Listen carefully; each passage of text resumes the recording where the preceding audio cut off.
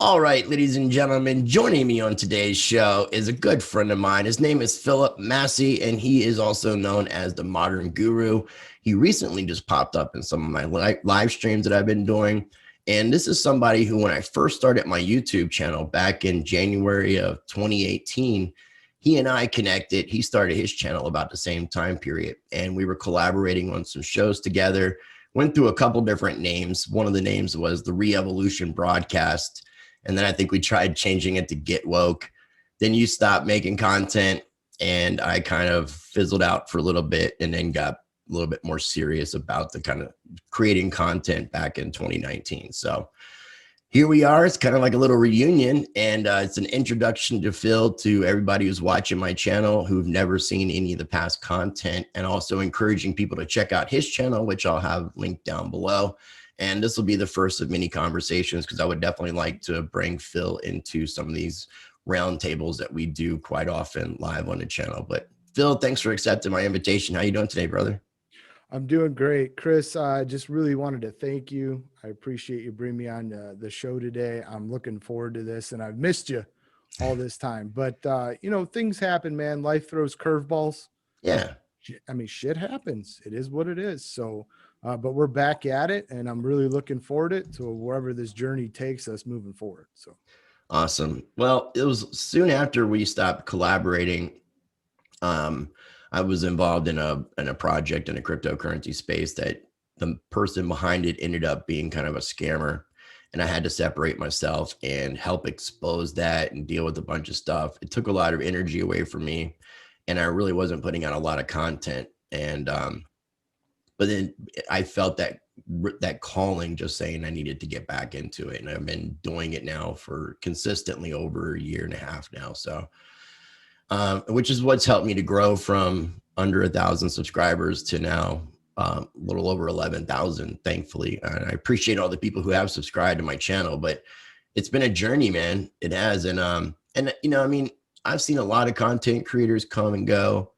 And when you have life throwing you curveballs, I'm not going to fault anybody for their reasons for deciding not to make content. I'm just glad that you decided to get back into it, because we did have some really good conversations. And yeah, as I was saying to Eric and Tom in one of our live streams from Consent of the Governed, that a lot of the conversations that me and Eric have reminded me of some of the conversations that me and you would have.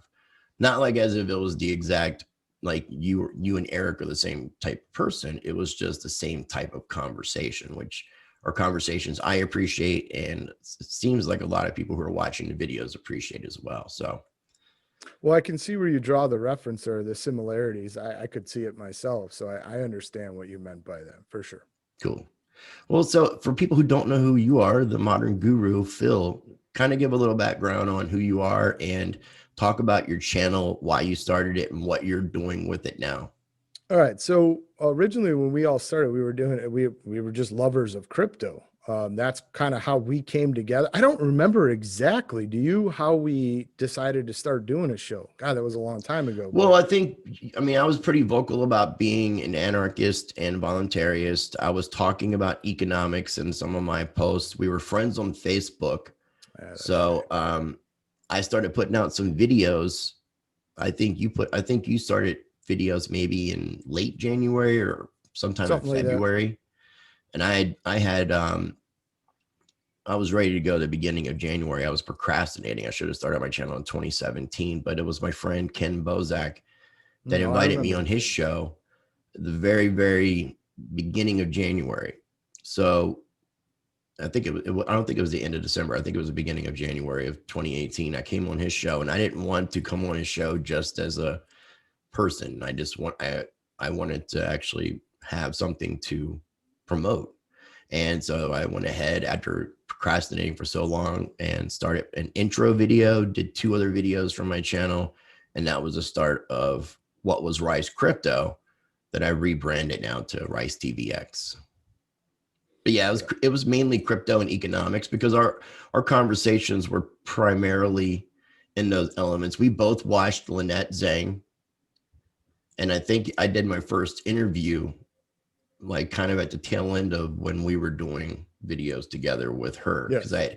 I had interviewed Adam Kokesh. So there were some similarities in the mindset in addition to the cryptocurrency. Right. It wasn't just crypto, but I think what I was trying to say was that we were drawn together from the crypto arena. And then we were kind of like, oh, wow. When we got to know each other a little bit better, we were like, wow, these are, I thought you were a solid dude. You thought I was a solid dude. We liked our conversations that we were having. So we were like, hell, let's try to do a show. I'm pretty sure that's how it went. Yeah. And then, like I said earlier, things happen in life. And I just went through, I don't want to get into details, but personal details, but a lot of bad shit happened. And Yeah. I had to take care of it. And I was no longer, my heart was no longer in doing that. And I had to step away. And I took care of a bunch of stuff in my life. And then the coronavirus hit, and obviously everyone, we've all got sob stories in regards to that. But I'm at a point now where I just felt the time was now to strike, get back into this. As for me personally, I've always been a political oriented person. I've always loved the financial industry too. Finance, it's always just been something that's kind of like, Well, everybody your has their family different. wasn't your dad and your uncle, I believe, weren't they into Well, finances? my uncle was totally into. He's the one that got me into crypto. My dad died when I was 3, so I was I really young. apologize. Oh no, it's fine. That's part of life.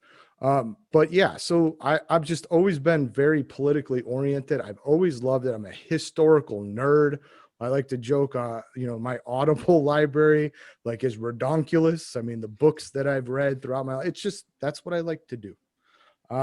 And I just decided that with what I saw going on in the world around us over the last decade, that I just wanted to be a voice for some kind of just logic and reason, because what I've seen, and it's just getting worse and worse, is people that were normally centrists have been pulled to the extremes on both sides. And it's a product of the changes in the culture that have gone on politically, ideology, whatever you want to call it, economically in our country. It's all these different things that have come together that have just pushed people to the extremes because there's so much chaos and there's so much hurting going on in the world.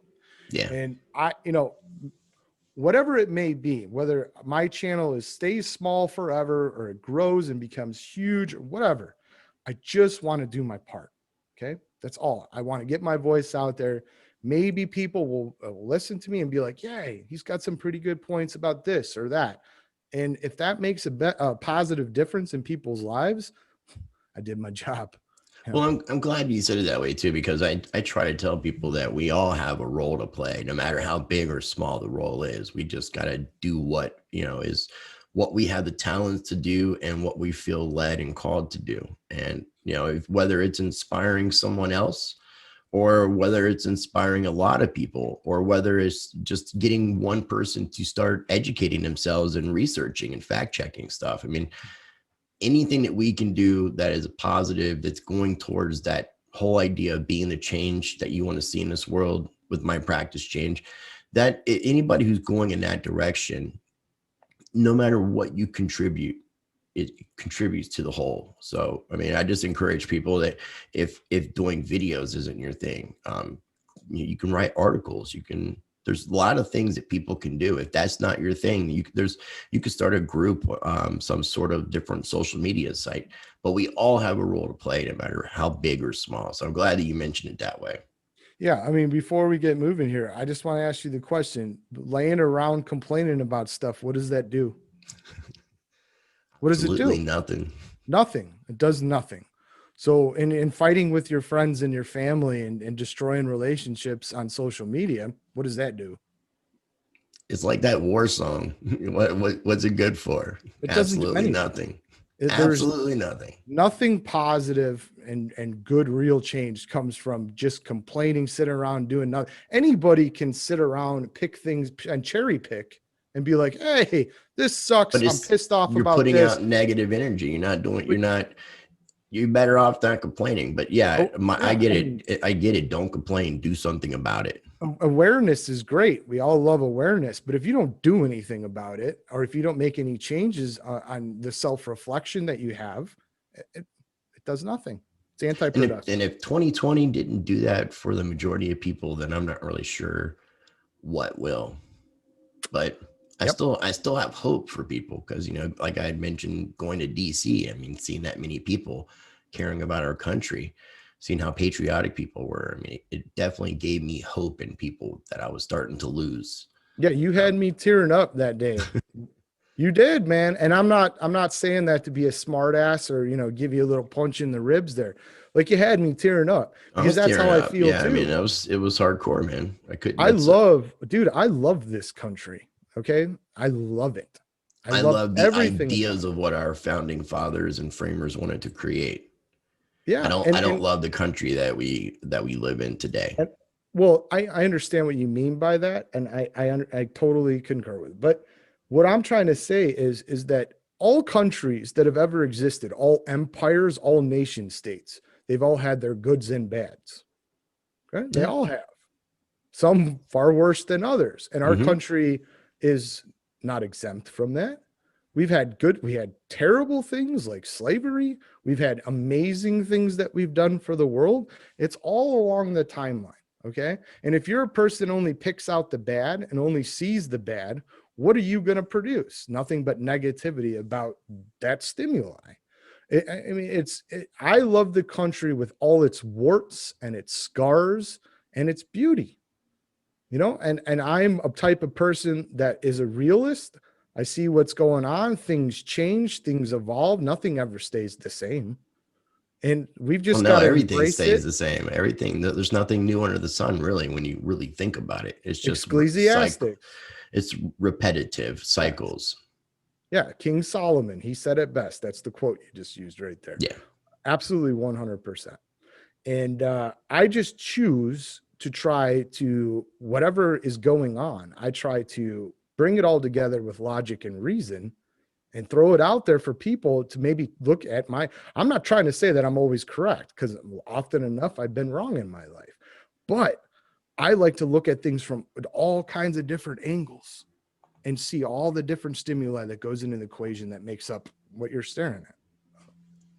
I was going to do a quick screen share just so people could see the channel Oh, because I want to get that subscriber number up. I mean, obviously, you just started putting out content, looks like about a week ago, maybe 2 weeks ago.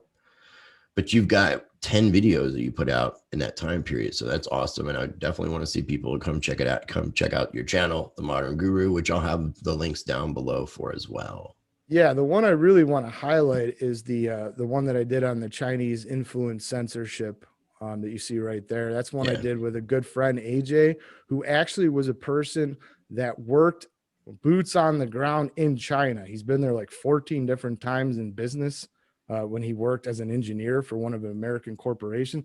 It's a really good video. I mean, he let you know what was going on, what the social situation was, the business cycle, all of that.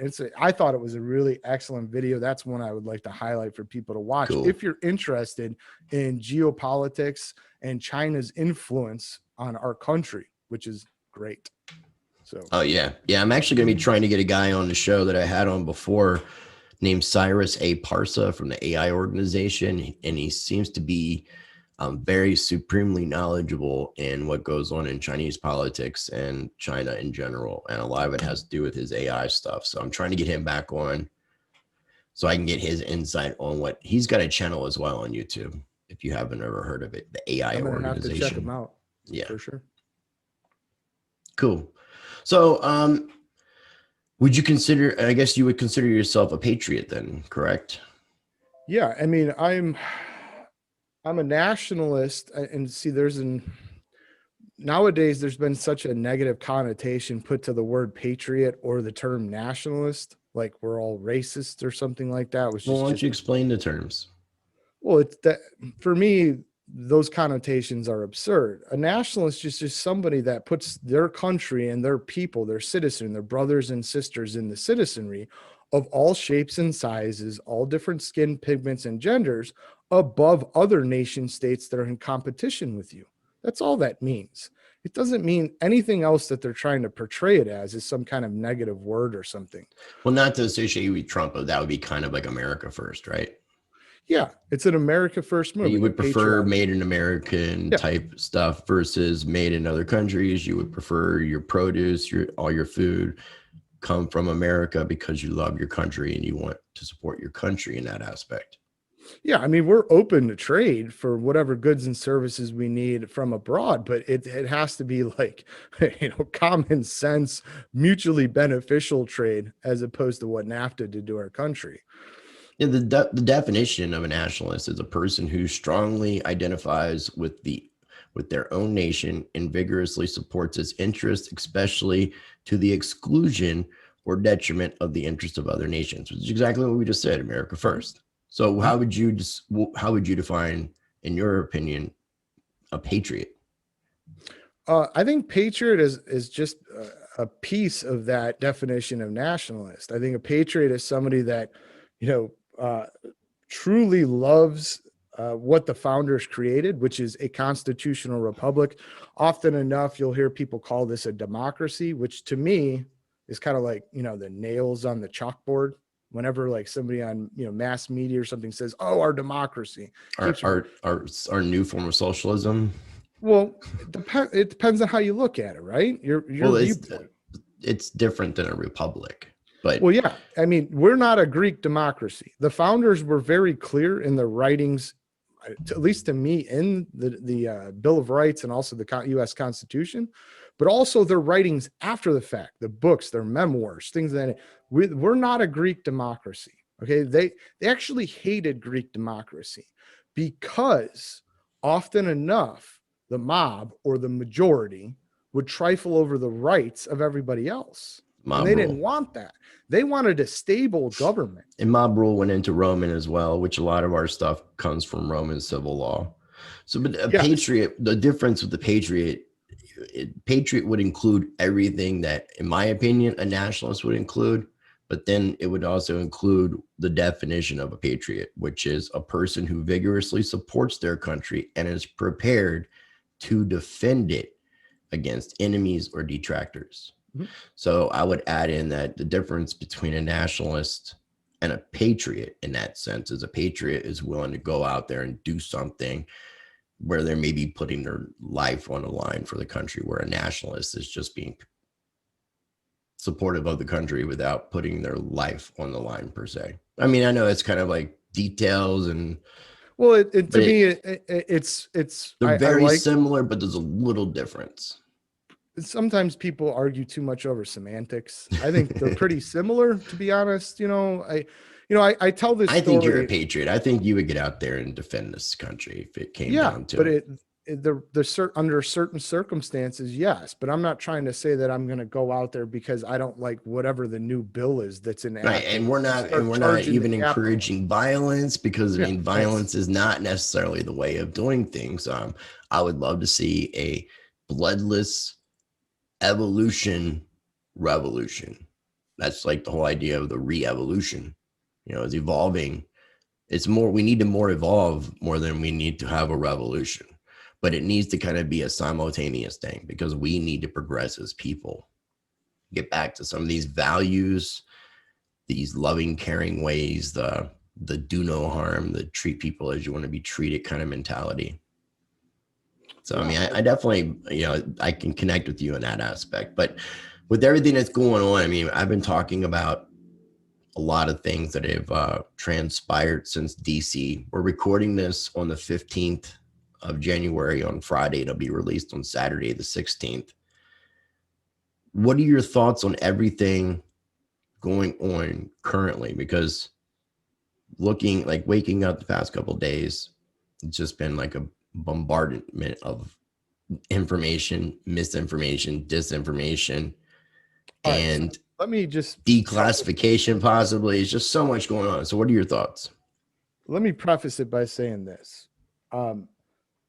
I personally believe that we have a mass media that has purposely divided our country. Now, you can go down rabbit holes with the reasons why and et cetera, et cetera. But what I'm telling you is, and anybody can look at this and see that, there's the CNNs, the Fox Newses, whatever, that are totally propaganda institutions for their side. Okay. And what they've done is this propaganda cherry picks truth, So what they'll do is they'll take bits and bits of truths. And the most dangerous lies are the ones with the most truth in them, but aren't absolute truth. The 80-20 Because rule is what me and Eric call it. It's like 80% lies, 20% truth to back up to make the lies seem more valid. You got to put truth in there. Sometimes it depends on the topic at hand. Sometimes it could be 90% truth, but what you can do is they pigeonhole you and they lead you down a story, right? So they'll cherry pick truth to get you to see their angle by the end of the newscast. And then what that person does is goes, yes, that's totally true. And then they copy that video off YouTube of that person's show, they post it, and then they start fighting with their friends.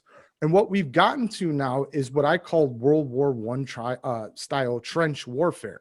You got one trench here, one trench here. Everybody lobs mortars at each other, and then they take turns charging the field while the other side machine guns them down. And that's basically what social media is now. People aren't going on there to change minds or influence. They're going on there to let their rage out and their anger and their frustration with everything that's going on, with their half-truths, quarter truths, 90% truths, whatever it is, the topic that's at discussion. Lord knows we have a new topic. It's trending on Twitter or the big thing on Facebook that day, where mothers and daughters can treat each other like crap, sons and fathers screaming at each other, whole families breaking up, no longer talking to each other, which I personally think is absolutely ludicrous. And I've been pushing for unity amongst all people to go into conversations without being ready to go in there and fight and mix it up. And for your side, listen to what other people are saying first, research it. Then once you're done researching both sides, don't just go back to your one source of propaganda where you generally get your news. You have to look at both sides of the equation so you can see where these people are coming from. And then you're able to self-reflect and see where your side's holes are in the discussion. Right. And you have to be willing to accept that and figure out what your message will be moving forward that remedies that Fox News missed or CNN missed or whatever it may be. Prior to 2020 though, man, I would say that the majority of people, and this is designed to be on purpose like this, are so busy they can't take the time to fact check everything. You know, if you're having to work a 9-to-5 job, and most people are working part-time jobs, if you think about prior to 2020, I mean, people were just having that constant, especially people who weren't making a lot of money, and people who were working in the restaurant industry, people who were working driving Ubers, all had other jobs. People just didn't have the time. You know, now we're at a point because of the social distancing, various close downs, various industries being targeted, all this kind of stuff, where people can actually take the time, and it's great. But if you think about things prior to this, the system was designed to keep us dumb. Completely. I mean, and then keep us busy and occupied so we wouldn't have time to look into these things for ourselves, so that we would just have to trust what we were being told, that we would have to follow the narrative that we were being forced. Yeah, I mean, you brought up a couple points there. You brought up education. I mean, if the public school systems in the inner cities in Baltimore, let's use that as an example, they didn't find one person that could read at a high school level. Not one. Not like 5 or 20 or 50. Not one. Right. That met the standards. That's a failure. And there's more money, even adjusted for inflation. There is more money now that goes into the public school systems than there was 40 years ago. So how can this be? Well, it's propaganda, and it was designed to be this way. And if people want to look into the creation of what ultimately became the Department of Education, and look how they paraded this woman around as that they wanted to be the head, as the best teacher in the nation. When you think of the best teacher, this is the type of person you would think about would be this lady. Paraded her around the country until all the states agreed. Once they did so, she, within like 30 to 60 days of being in that position, resigned. And then the person that took over was Nelson Rockefeller, who was also a vice president. And Nelson Rockefeller said, you give me 10 years of being able to control the education and I can change a nation. And he apparently Exactly. did it in less than 10 years. So it's propaganda, man. It's all the stuff that we had seen or heard about going on in Nazi Germany just turned and flipped onto the US citizens without us necessarily being aware.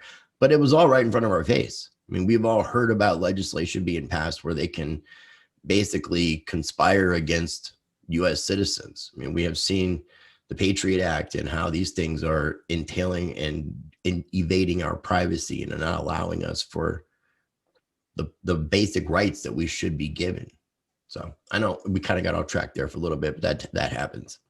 Yeah, it How about you happens reel from us time to back? time, but there's so much subject matter, so you can, it's so easy to just go off on a, you know, a different path without even knowing you're doing it. Yeah, I mean, I don't, you know, Excuse me. I'm not like into like conspiracy. I know that conspiracies exist. Okay. I'm well aware of that. I know which ones are real and which ones are not for the most part, but I try to focus on a message with people for unity. And it's really hard to do that sometimes when people are pumping things that are totally absurd. All right. And Well, what would be your advice when you see not just the stuff that we grew up with, which is like the racial stuff, maybe what do you mean? religious stuff? Well, now the division has gotten so much worse. We're being Well, divided amongst being divided. It's like well, chopping up a pizza that was supposed to be in 8 parts into 32 parts now, because you're dividing people by, look at the sexual preference where people it, can are choosing their sex and how that is going on. Look at well, the let me tell you a story. transgender movement and how that's affecting people. The idea, there's so much just going on that adds to the old paradigm of division that it's just, Well, what let me, how would you suggest and what would you say to connect these people again, to get everybody to stop being divided? Because that's a okay, really so hard, that's a hard thing to try to accomplish. well, this is what I do. Okay, there's this thing called objective truth and subjective truth. 40 years ago, you could have 5 friends walking down the street together, talking, having fun. They see a rock in the middle of the road. One guy points out the rock. 2 of his friends go, "Yeah, that's a rock." One of them goes, "It's a boulder." The other guy goes, "Nope, nope, nope, that's a stone." And they all laugh it off, whatever, talk about it, but they go to the bar and they have a beer afterwards. Now, present day, 5 guys walking down the street. One says it's a rock, one says it's a stone, one says it's a hybrid stone rock boulder. You know, the point is no one can agree on what is objective truth anymore. We can't even decide together what is a man and what is a female. So how is our society supposed to connect, have conversations about basic things, let alone intricate, like intensely difficult things to fathom, understand, comprehend with cognitive thought? It's Right. very difficult in this environment. And I think that that has been done purposely. You have basically one political party, well, out of the 2 dominant, you have one political party that focuses completely on what's between the person's legs and their color of their skin. It's not even race anymore. It's skin pigment politics, which deludes the whole thing even further. Because, and what it is, and I don't care what you look like. I really don't. I don't. I care what comes out of your mouth, how you form the thoughts before Your you speak, actions. your actions, what the fruit that falls from your tree. That's what I care about. It has nothing to do with your skin pigment. But skin pigment politics, gender politics, it fulfills something for them because the discussion can never end. There's never an end result that satisfies everybody. It's a black pool that you continue to fall into and you go down, because never at any point is there ever going to be someone out there with their own perception of events that is going to find racism in something, whether it's real or not. They'll always be able to find something perception wise that is racist, even if it's not true. So this conversation is being used in order for power, to the achievement and the gaining of power. And that's all it is. Unfortunately, there's a lot of people that buy into this, and they all say that they want, racism to be eradicated. But human beings, there's been studies, numerous studies on this. Human beings are tribal by nature. They're going to come together in certain little groups, or not, and not always just by skin color. They're going to be tribal about their belief systems. That's just the way they are. Right, But if you're constantly beating on the subject matter and always making it a topic for discussion at all times, people are becoming more racist from that than they were prior to it becoming. It's what we lost was tolerance. Yeah, well, because I mean, you could have multiple different religions that could coexist and be tolerant with one another. You can have multiple different genders that exist and are tolerant with each other. I think we were losing that tolerance, because I mean, yeah, I agree that by nature, humans, we as a species are tribal. I definitely agree with that, but at the same time, even when you think about Native Americans, or the show The 100, when there were a situation that was harmful to all the tribes banded together. We're losing that, because that's, when we need to get these tribes to come together and find some common bond, some common ground that unites us. Economics. Well, that's where having channels like this and other people's channels and people's, vlogs and blogs and articles and whatever people are doing to contribute, this is how we wake people up to those realities that we're trying to highlight and bring back into life, into light. It's a lot of stuff has just been manipulated. We're not going to be able to get rid of tribalism. We're not. That's why I try to focus on economics, because it's common bonds that all can agree on. So, well, yeah, I mean, and when you say it like that too, when you say it to people, because I'm not an expert with economics, but I know a pretty good deal, and I talk to people that would be experts. But when you just talk to the average person, and in the past, a stock market that is doing well is reflective of the nation doing well here in the United States. That's something people have been conditioned to think. Not saying that is fact, but the stock market does well, the country's doing well, so we're doing good. But this past year, and even now, I mean, we've been seeing all-time highs. You've seen the circuit breakers being turned off in March of 2020 like 3 or 4 different times on the stock markets to keep it from collapsing, which happened in 2008. And then just a couple months later, while we have record numbers of unemployment, we're hitting all-time highs in the stock market. And anybody who has got any sort of sense to themselves, any sort of logical thinking, you can't have those two in the same sentence. And when you figure out how the Federal Reserve actually is and how it operates, it should piss people off. But I want to tell you what, man, it hasn't worked. Let's see, 107 years, 108 years. 1917 is when it went into effect. 1913. Officially. 1913 is when the act passed. 1917 was when it officially went into business. People need to get this book. Read it twice. Love it.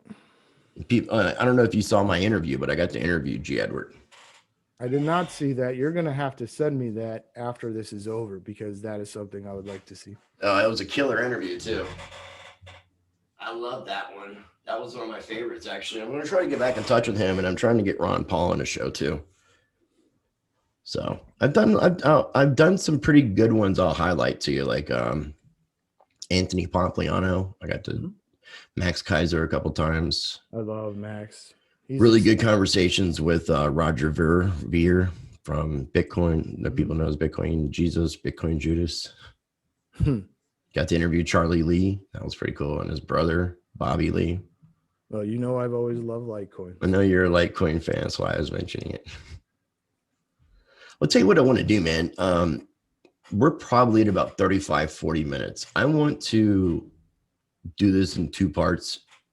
I know you still got a few more things you want to talk about. And I want to put the second part on my Patreon channel for free. And then for people that are already patrons, I'm just going to leave this as one big video. So I'm just going to kind of do a little outro here. So ladies and gentlemen, what we're going to do, like I just said, we're going to continue the conversation on Patreon. It's going to be a free video. So you can just head on over to my Patreon channel. The links will be down below, completely free. If you would like to support what I do and get early access to videos like this one, or also be able to see some of the exclusive content there, you can join for only $5 minimum, and it supports what I do. Make sure you subscribe to the channel if you're not subscribed already. Make sure you check out Phil's channel, The Modern Guru. Well, not The Modern Guru, but Modern Guru. Links will be down below, and all that good stuff. I appreciate you for tuning in. As always, I encourage you to be the change by practicing change. Bye, everybody.